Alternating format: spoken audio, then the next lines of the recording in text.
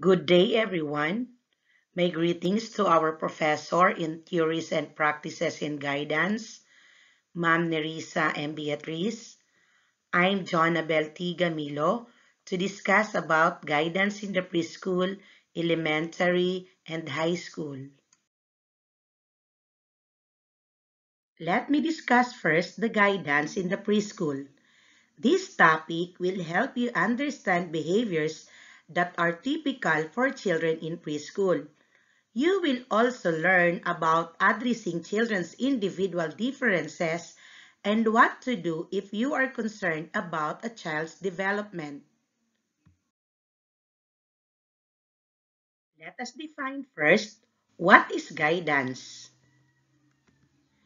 Guidance is how you help children learn the expectations for behavior in a variety of settings.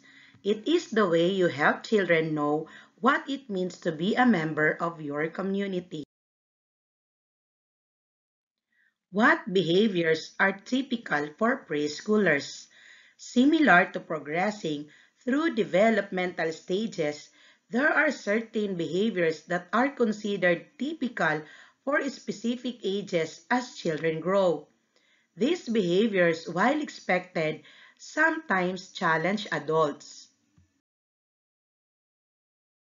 Under the age group, the preschoolers, the behaviors that are developmentally appropriate or expected but may challenge adults are fears and vivid imaginations like fear of the dark, fear of monsters, and etc. For the young school age, some of these behaviors are also seen in preschoolers. The behaviors that are developmentally appropriate or expected but may challenge adults are overly concerned with fairness, uses sex differences as the basis for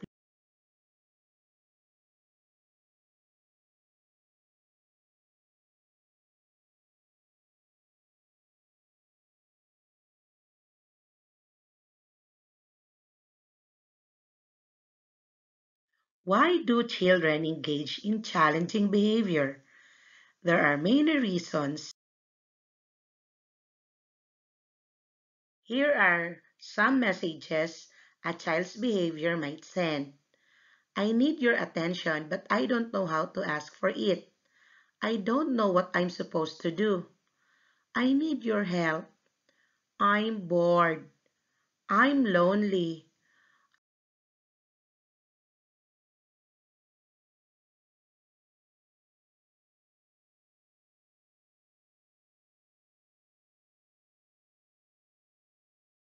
Next is the helping children learn to manage their behaviors through developmentally appropriate strategies.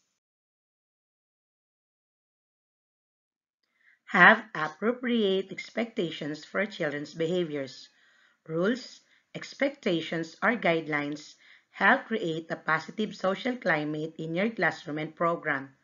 Consider involving the children in your classroom in developing rules and expectations. Manage space, time, and your energy.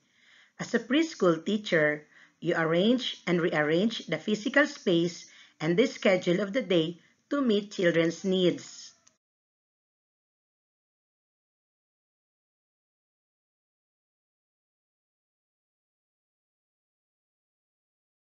Create experiences that engage the whole child. If children are bored, overstimulated, or disinterested, they are likely to engage in challenging behavior.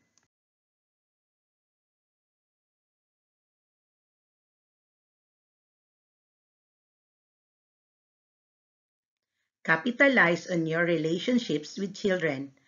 Guidance is based on relationships. It involves finding and recognizing the positive attributes of every child. Strategies for guidance develop as you get to know the children, observe them, and listen to them. Help children express their feelings. Adults who help children express their feelings nurture empathy. You must also be genuine and express your own feelings.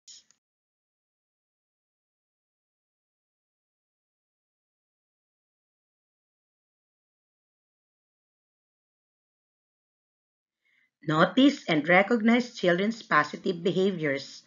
An important part of positive guidance is encouragement. You should notice and describe accomplishments or positive behaviors.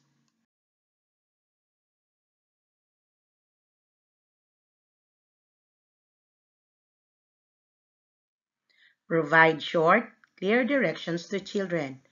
Use a natural tone of voice and make eye contact when giving simple directions to children in your classroom. Check to make sure children understood what you told them. Make it a habit to tell children what to do instead. Next, provide choices. Whenever possible, offer children choices. This promotes independence and self-regulation. It also minimizes challenging behavior.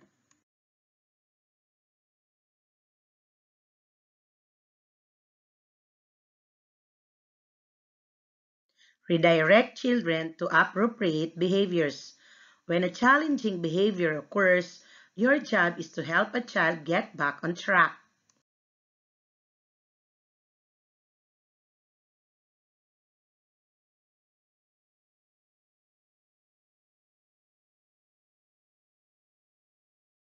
Facilitate social problem solving.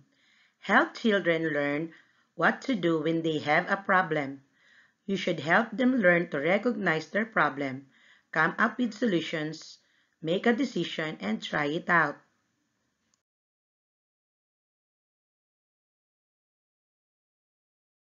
As a preschool teacher, you must be sensitive and respectful of individual differences when engaging with children in your care and their families. In other words, you have to look and think beyond the surface when considering children's behaviors that may be challenging. We come now to the guidance in the elementary school, its nature of growth pattern, function of guidance, and the role of the teacher.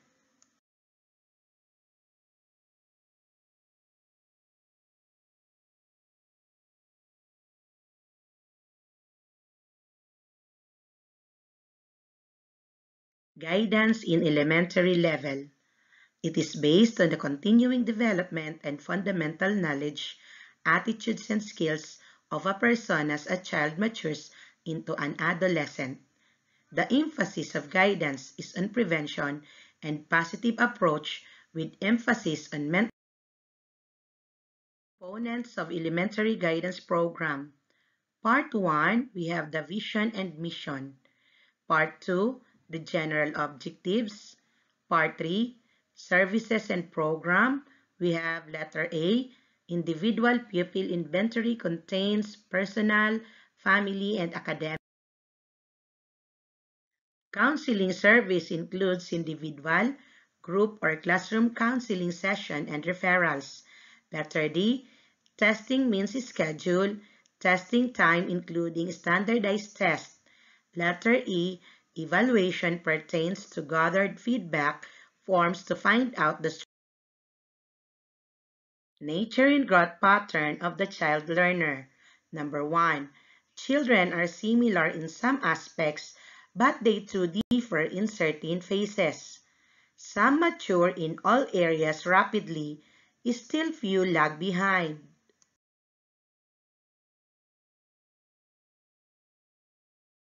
Number 2. Environment plays a vital role in the child's proper development. Letter A. Food, warmth, air, and safety support physical growth. B.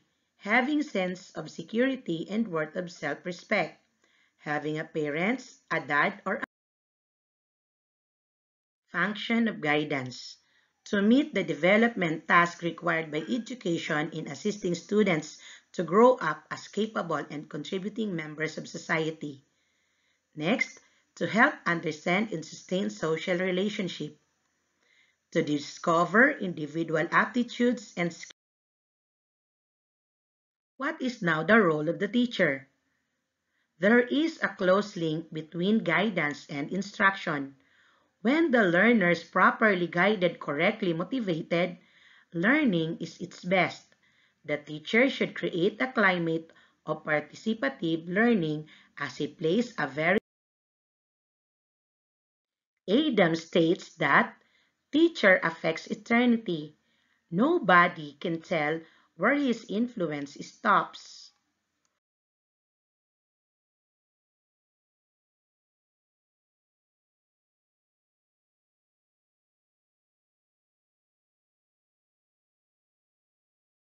When he discovers their strengths and their weaknesses, he can utilize both to assist them to improve.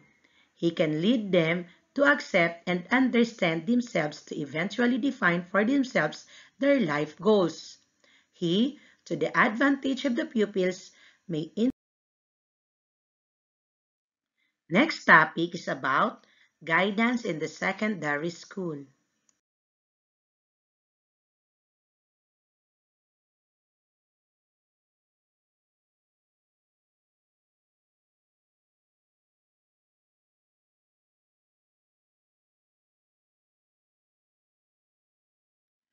We are here to remove your confusion.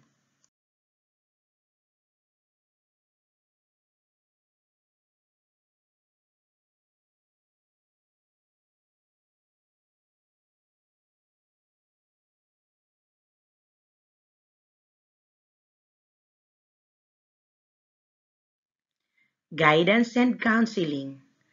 Guidance and counseling are twin concepts and have emerged as essential elements of every educational activity. Guidance and counseling are not synonymous terms. Counseling is a part of guidance. Definition of guidance. Guidance is an assistance made available by a competent counselor to an individual of any age to help him direct his own life, develop his own point of view, make his own decision, and carry his own burden. According to Glenn F. Smith, counseling is essentially a process in which the counselor assists the counselee to make interpretations of facts relating to a choice, plan, or adjustment which he needs to make. According to Carl Rogers, difference between guidance and counseling. Intellectual attitudes are the raw material of guidance. Decision-making is operable at an intellectual level in guidance. Guidance is generally education and career-related and may also be objective of guidance at secondary level. To familiarize child with different aspects of new school life, the children faces adjustment problems when they shift to secondary stage, leaving primary school. So the child will be objective of guidance at secondary level. Number 1, to help child in selecting subjects. Number 2, to help child to maintain good health. Number 3, to encourage children to participate in co-curricular activities. Another objective of guidance at secondary level, we have to assist children in dealing with emotional and personal needs. Number 2, to develop career-related awareness. Next, to help children in developing self-identity and to help the children by need and importance of guidance at secondary level. The need of guidance had existed at all times since time immemorial and will continue to as long as human being exists. But there is a greater need for guidance services now than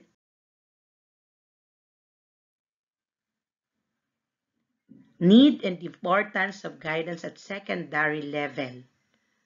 Education is expanding its frontiers, making it almost impossible for individual students to make proper choice of courses without help of guidance worker. Another need and importance of guidance at secondary level are the educational status of students belonging to SC and ST children with special needs and minority is lagging behind in spite of many interventions by both. These are the guidance services. We have the remedial, placement, counseling, information, student inventory, orientation, referral, consultation, research and evaluation, and follow-up. Services of Guidance. Orientation Service. This service is organized at the beginning of the academic year to orient newly admitted students about different aspects of the school and curriculum.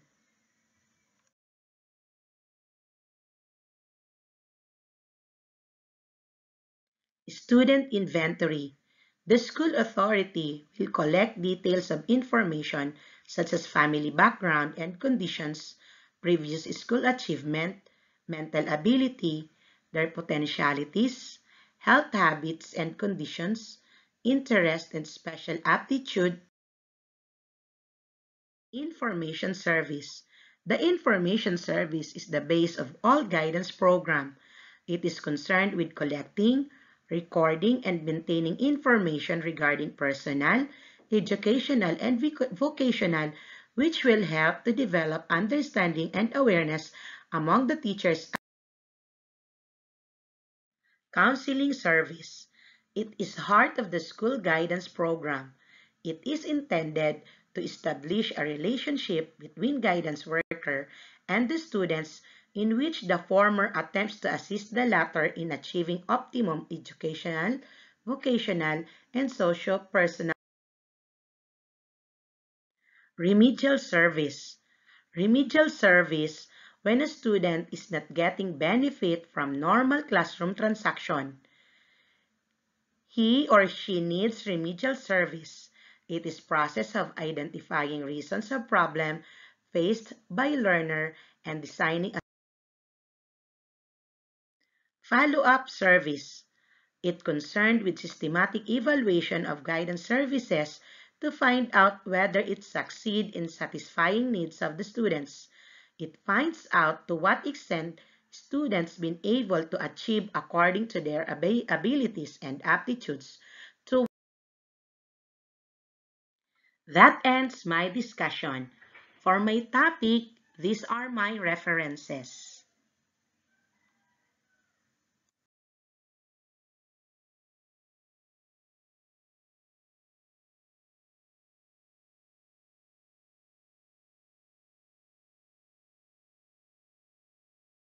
Thank you for watching.